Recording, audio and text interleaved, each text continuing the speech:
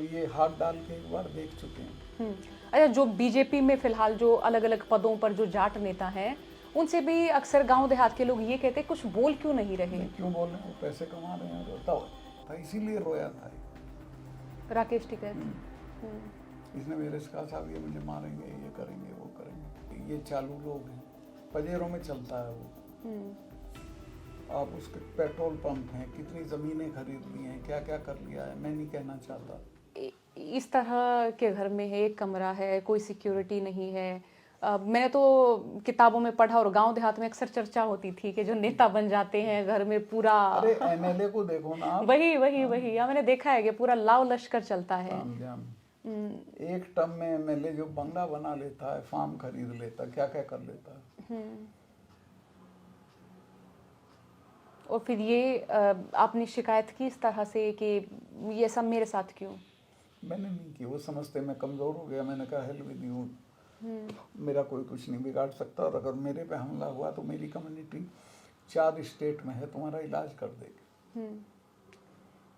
लेकिन क्या उनको लगता है कि आपके बयान से, आपकी चीज़ों से पूरा जो आप जिस कम्युनिटी का जिक्र कर रहे हैं वाकई वो सड़क पर उतरेगी। देखिए, एक बार इन्होंने मुझे मेरे यहाँ मैंने खाप चौधरीयों का खाना रख लिया था। अब इस घर में तो मैं 100 लोगों का खाना कर नहीं सकता, नहीं कर सकते। सामने सड़क पार एक पार्क में मैंने खाने का इंतजाम किया था। तो एसीपी डीसीपी पूरा फौज फेड आ गया और कहा कि यहाँ आप खाना नहीं बनवा सकते। मैं कहा चलो थाने ले चलो, वहाँ बना लेंगे। तो मैं थाने चला गया, वहीं खाना बनाने वालों को ले चला। इतने में अफवाह फैल गई कि मुझे गिरफ्तार कर दिया है। तो वो जो है, क्या जगह है यहाँ दिल्ली में ही किसी जींद में जो है, जहाँ बहुत अच्छी कंडेला से लोग चल दिए, मेरे गांव से चल दिए, बागपत से चल दिए, और इनको एक खबर आ गई 1 घंटे में कि चारों तरफ से लोग आ रहे हैं। तो इन्होंने फिर खुद ही क्लैरिफिकेशन दिया कि उनको गिरफ्तार नहीं किया है, वो थाने में है, चाय पी के अभी चले जाएंगे। तो ये हाथ डाल के एक बार देख चुके हैं।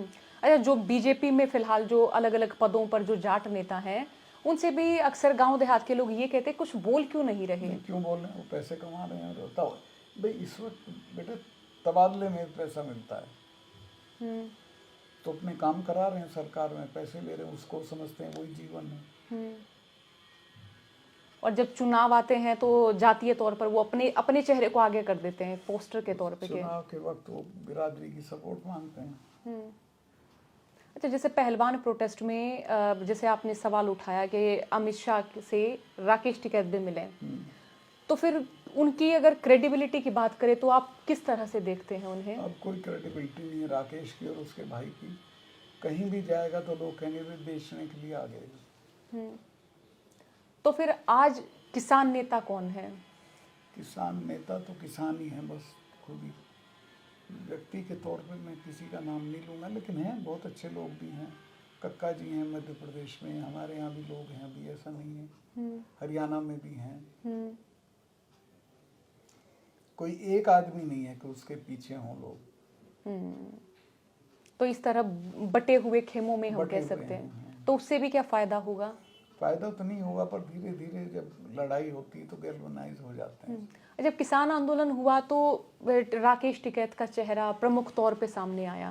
राकेश टिकैत को तो योगी ने पिटवाने का इंतजाम कर दिया था, अरेस्ट होता। जब रोया था जिस दिन वो रोया था, तब मैंने अमित शाह को फ़ोन करके उसकी गिरफ्तारी रुकवाई, वरना योगी उसको नंद किशोर गुर्जर एक एमएलए अलोनी का, उसके साथ कुछ गुंडे बुलवा के इसकी पिटाई कराने वाला था, इसीलिए रोया था राकेश टिकैत।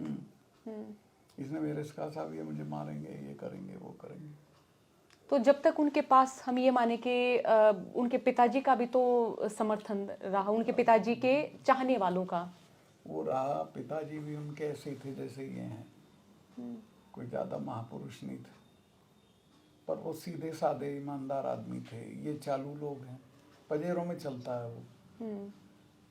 आप उसके पेट्रोल पंप हैं, कितनी ज़मीनें खरीद ली हैं, क्या क्या कर लिया है, मैं नहीं कहना चाहता।